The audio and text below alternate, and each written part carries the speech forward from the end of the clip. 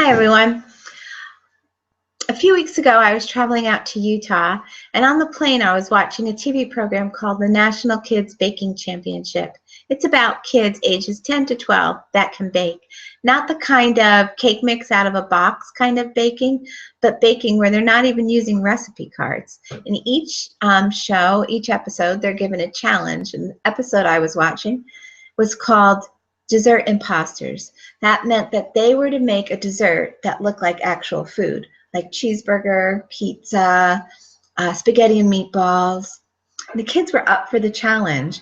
They had quite a time deciding how they were going to make their dessert look like spaghetti, but they were able to do it. There were some mishaps along the way, some burnt recipes, some scraping their pans off, but always they started again. And believe it or not, they helped each other and they encouraged each other. And I thought, these kids are really special. They have something more than just brains and talent. They had something called grit. Now, grit is a perseverance to achieve a goal.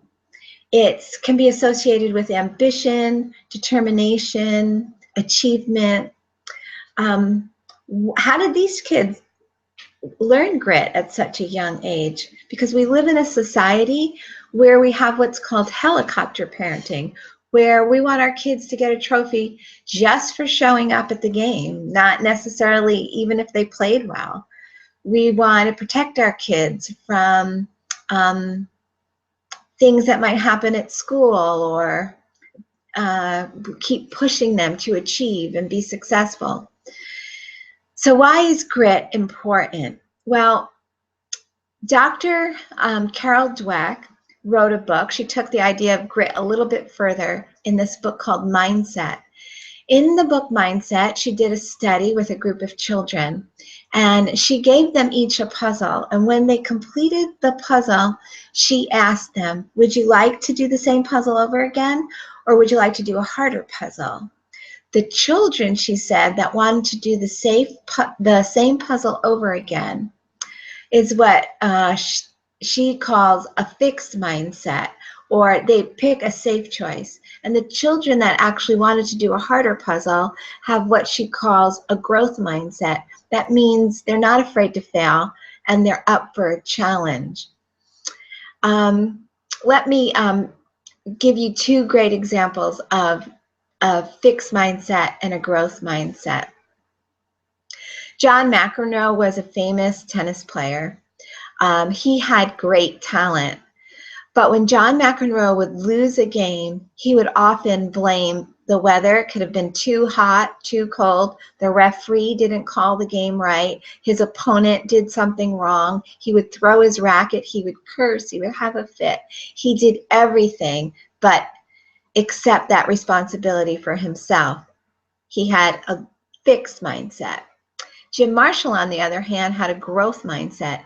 He was a defense player for the Minnesota Vikings, and he did the unthinkable in a football game. He saw the football on the field, and he picked it up, and he ran for the goal. The problem was he scored a touchdown for the San Francisco 49ers and not for his team. Now, he sat on the bench during halftime, and he thought, I could sit here and be miserable, and I could feel sorry for myself. I could get out there in the second half, and I could play better ball. And that's exactly what he did, and he helped his team to victory. So you could see why it would be so important to be able to have your child have this growth mindset, because in life they're going to have challenges. They're maybe not going to be picked for a team at school. They might have a breakup with a boyfriend or a girlfriend in the future. They'll have challenging courses in high school and in college. They'll live away from home for the first time. As an adult, they'll be working for an employer, and they'll have to have challenges and jobs and things that they do for their boss. And the same is true in a marriage. They'll be a better marriage partner because they know how to face challenges and they accept responsibility for their own actions. Angela Duckworthy is a noted psychologist at the University of Pennsylvania, and she's also an expert on grit. And she says it is so important that we teach children to face challenges and to learn how to accept failures so that they'll have confidence in themselves to face future challenges. It's also important in how children see you as a parent face challenges. Now, a few things that Angela Duckworth says that we should do. She says to have your children pick something that they love to do, but they need to practice every day and work hard at it. And that's really important. And she said, teach your children to be genuinely happy for other children and for their friends' successes. She says the way we speak to our children needs to be changed. When our children score well on a test, we naturally say, oh, you're so smart. But instead, she said, we should be saying, you really worked hard on that. Your hard work paid off. I love the effort you put into that. Our children should be praised for their effort.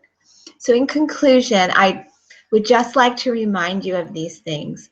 To teach your children to be happy for their friends when they succeed. To encourage your children to do things that they love to do that are challenging for them, something that they have to practice every day.